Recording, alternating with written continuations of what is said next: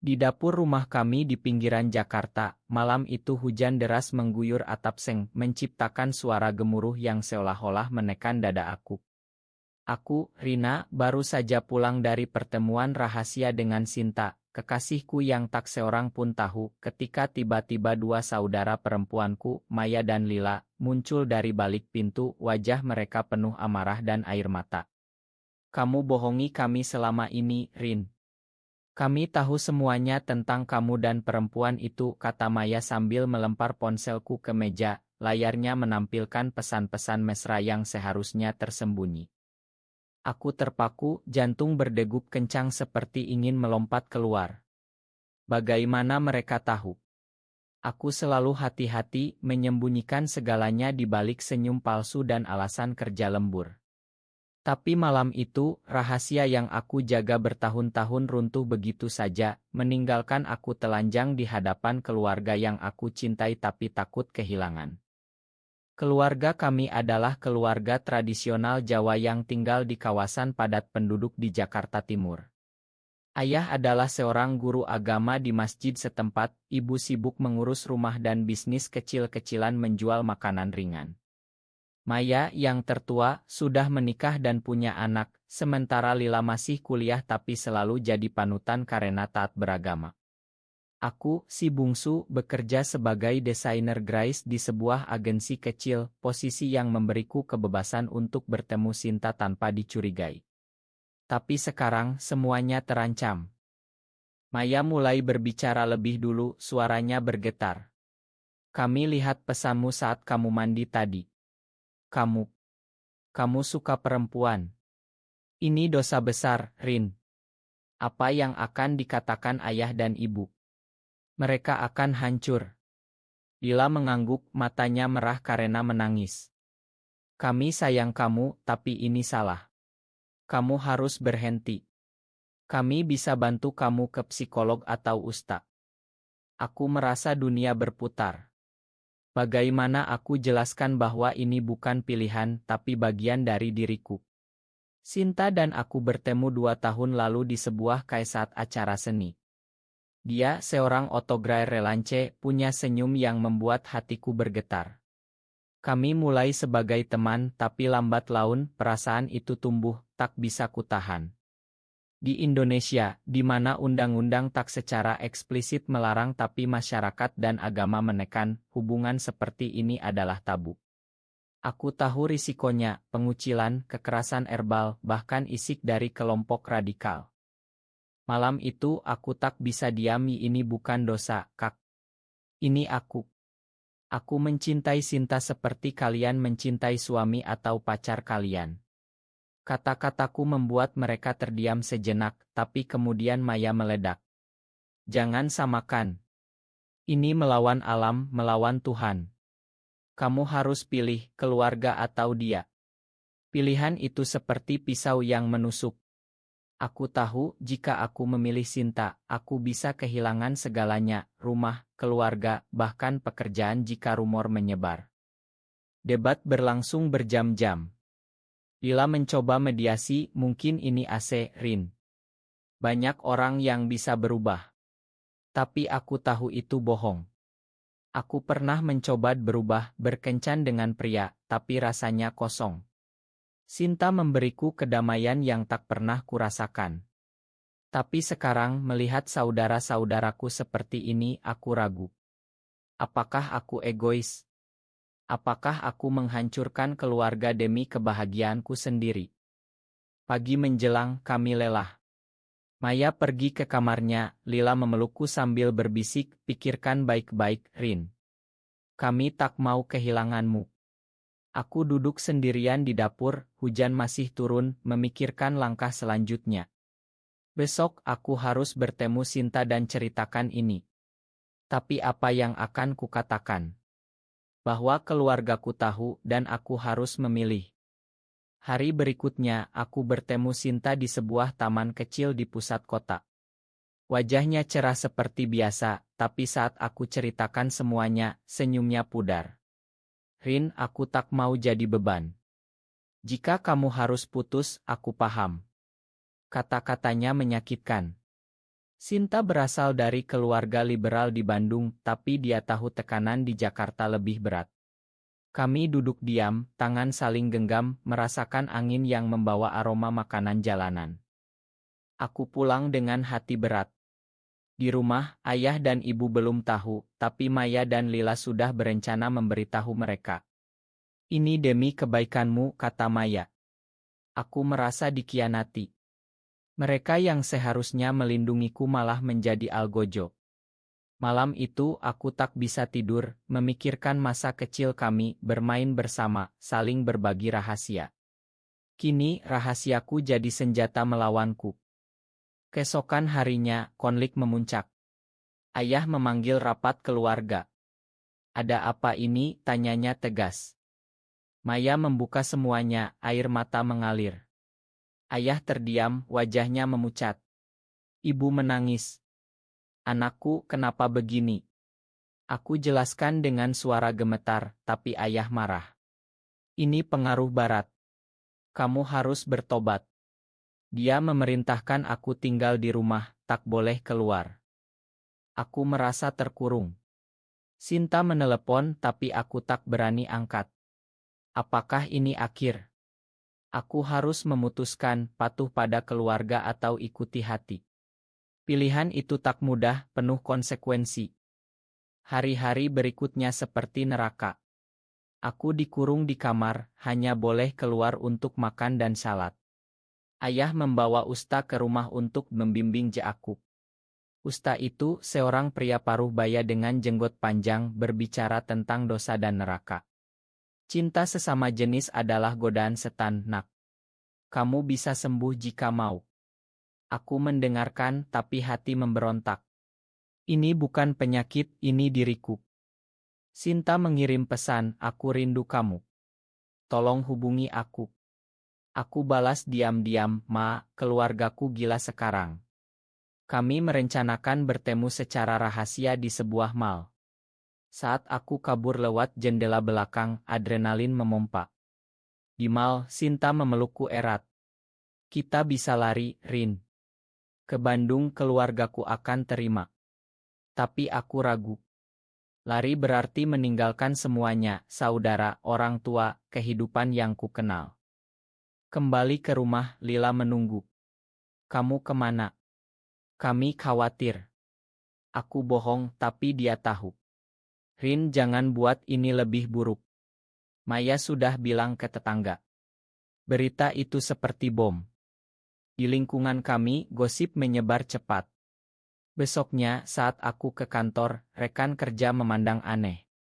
Kamu oke, Rin? Ada rumor. Hatiku hancur. Apakah Maya benar-benar mengkhianatiku? Malam itu aku konfrontasi Maya. Kenapa kamu cerita ke orang luar? Ini urusan keluarga.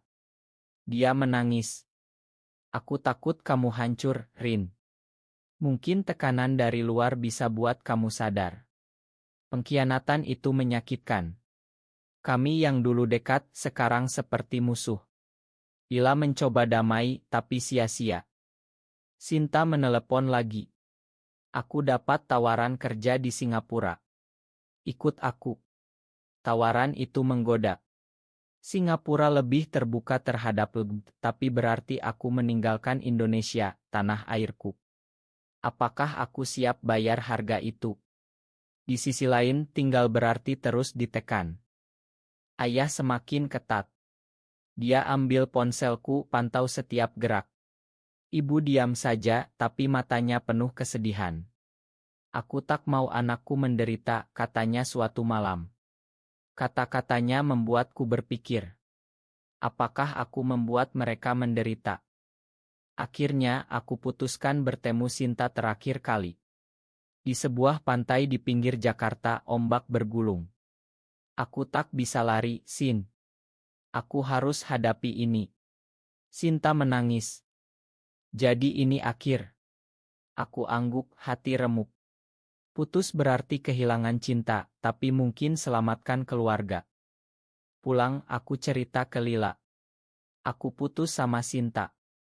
Dia peluk aku. Bagus, Rin. Ini langkah benar.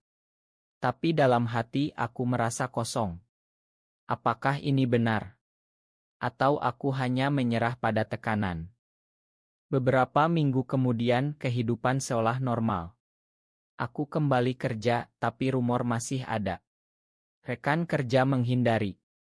Di rumah, ayah puas, tapi aku merasa mati di dalam.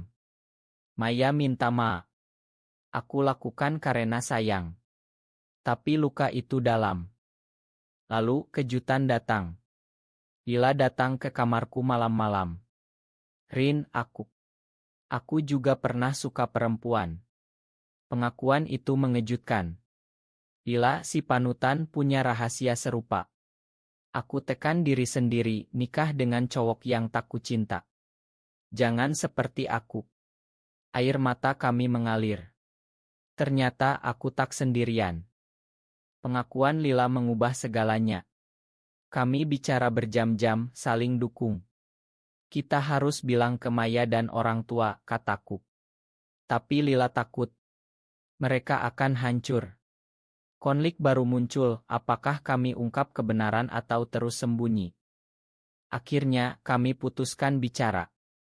Di ruang tamu kami kumpul. Ada yang harus kami katakan, mulai Lila. Ayah dan ibu tegang. Maya curiga. Lila mulai cerita, suaranya gemetar. Aku seperti Rina. Aku pernah mencintai perempuan. Ruangan hening. Ayah bangkit, wajah merah. Apa ini? Kalian gila. Ibu menangis. Maya terpaku, Lila. Kamu bohong.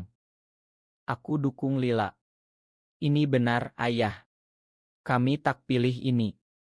Ini bagian dari kami. Debat sengit. Ayah bicara tentang agama, masyarakat. Di Indonesia ini tak diterima. Kalian akan dikucilkan. Maya marah pada Lila. Kenapa kamu sembunyi? Kamu biarkan Rina menderita sendirian. Malam itu penuh air mata dan teriakan. Tapi lambat laun ibu bicara. Aku tak paham, tapi kalian anakku. Aku tak mau kehilangan. Kata-katanya membuka celah. Ayah diam, memikirkan. Hari-hari berikutnya, keluarga terpecah. Ayah tak bicara dengan kami, Maya bingung. Lila dan aku saling dukung, tapi tekanan luar meningkat. Tetangga mulai gosip. Keluarga itu aneh. Di masjid, ayah dihindari. Aku hubungi Sinta lagi. Aku salah putus. Ma. Sinta senang, tapi hati-hati. Bagaimana keluargamu? Aku cerita tentang Lila. Wow, tak disangka. Kami bertemu lagi, tapi rahasia. Maya akhirnya bicara dengan kami. Aku salah. Aku takut jadi aku kianati kalian. Kami makan, tapi luka butuh waktu sembuh. Kami bertiga saudara perempuan mulai bicara terbuka. Mungkin kita bisa ubah pandangan ayah, kata Lila. Kami rencanakan diskusi dengan ayah.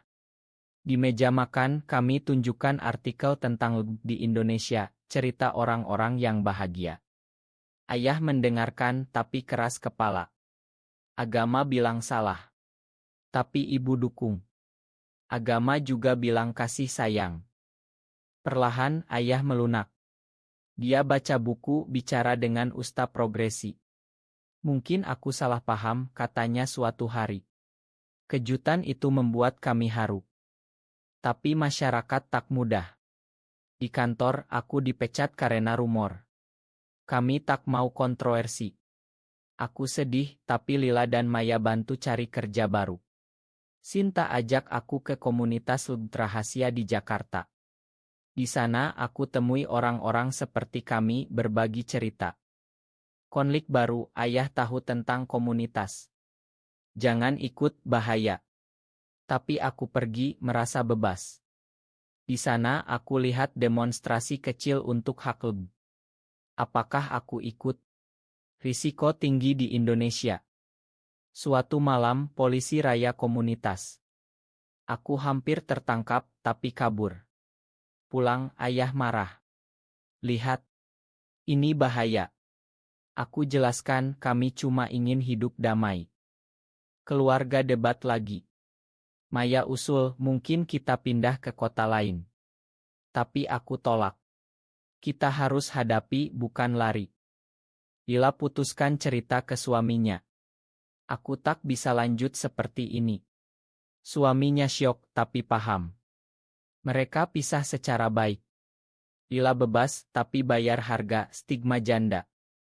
Aku dan Sinta semakin dekat. Kami rencanakan masa depan, mungkin pindah ke luar negeri. Tapi keluarga. Beberapa bulan kemudian keadaan membaik. Ayah mulai terima meski lambat. Dia ikut seminar tentang keragaman. Aku tak setuju, tapi aku sayang kalian. Ibu jadi pendukung utama, masak makanan aurit untuk Sinta saat dia datang. Sinta dikenalkan sebagai teman, tapi semua tahu. Maya berteman dengan Sinta, lihat betapa bahagianya aku. Mungkin aku salah dulu, katanya. Tapi tantangan baru datang. Di masyarakat, kelompok konservatif demo menentang LGB. Rumor tentang keluargaku menyebar. Ayah dipecat dari masjid. Kamu bawa aib, kata pemimpin masjid. Ayah hancur. Ini harga yang harus kubayar. Kami dukung dia. Lila cari kerja baru untuk ayah. Maya bicara ke tangga belah kami. Aku merasa bersalah.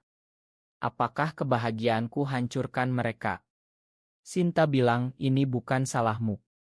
Ini sistem yang salah. Kami ikut kampanye online anonymously. Tulis cerita kami di blog. Banyak respons positif tapi juga ancaman. Kalian harus mati. Pesan itu membuat kami takut. Suatu hari ancaman jadi nyata. Orang tak dikenal lempar batu ke rumah. Kaca pecah, kami panik. Polisi datang tapi tak serius. Ini cuma perang. Keluarga trauma. Ayah bilang mungkin kalian harus sembunyi lagi. Tapi aku tolak. Tidak, ayah. Kita harus lawan. Lila usul hubungi Ngolb. Mereka bantu beri konseling dan perlindungan. Kami ikut workshop belajar tentang hak. Perlahan kami bangkit. Ayah kembali ajar priat. Ibu bisnisnya lancar. Aku dapat kerja baru di agensi progresi. Sinta dan aku rencanakan pernikahan simbolis di komunitas. Tak legal tapi berarti. Keluarga datang meski ragu. Malam sebelum acara, Maya bicara. Aku bangga kalian berani. Lila angguk. Ini perjuangan kita bersama. Acara berlangsung indah di rumah teman. Kami bertukar cincin, air mata bahagia. Ayah beri doa semoga Tuhan beri kebahagiaan. Tapi setelah itu, realitas kembali. Media lokal tulis tentang keluarga aneh. Tekanan meningkat. Apakah kami terus atau mundur? Tahun berlalu, keluarga kami berubah. Ayah jadi advokat diam-diam, bantu orang tua lain pahami anak mereka. Ibu gabung grup dukungan. Maya cerita ke anaknya tentang toleransi. Lila temui cinta baru, seorang perempuan dan hidup bahagia. Aku dan Sinta pindah ke apartemen kecil, tapi tetap dekat keluarga. Kami kerja keras, bangun bisnis otogerai dan desain. Masyarakat masih judi, tapi kami punya dukungan. Tapi tak semua indah. Ada hari-hari sulit, ketika gosip menyakitkan atau teman menjauh. Aku ingat pengkhianatan Maya, tapi kami sudah makan. Lila ingat pernikahannya yang gagal, tapi dia bilang itu harga kebebasan. Suatu hari kami kumpul lagi di dapur, tempat semuanya mulai. Ayah bilang dulu aku takut, sekarang aku paham. Cinta tak salah, asal tak sakiti orang. Kami tertawa ingat malam itu. Siapa sangka konfrontasi itu jadi awal penyembuhan, kata aku. Cerita kami jadi inspirasi bagi banyak orang. Kami bicara di forum kecil, bagikan pengalaman. Banyak yang hubungi, minta nasihat. Bagaimana hadapi keluarga? Kami jawab dengan sabar dan cinta. Tapi pertanyaan tetap, apakah kami benar? Di Indonesia, di mana agama dan budaya kuat, apakah hubungan seperti ini bisa diterima? Kami bayar harga tinggi, kehilangan pekerjaan, teman, rasa aman. Tapi kami dapatkan kebebasan dan kedamaian. Kini, melihat ke belakang, aku bertanya, apakah memilih cinta diri sendiri selalu benar, meski menyakiti orang terdekat?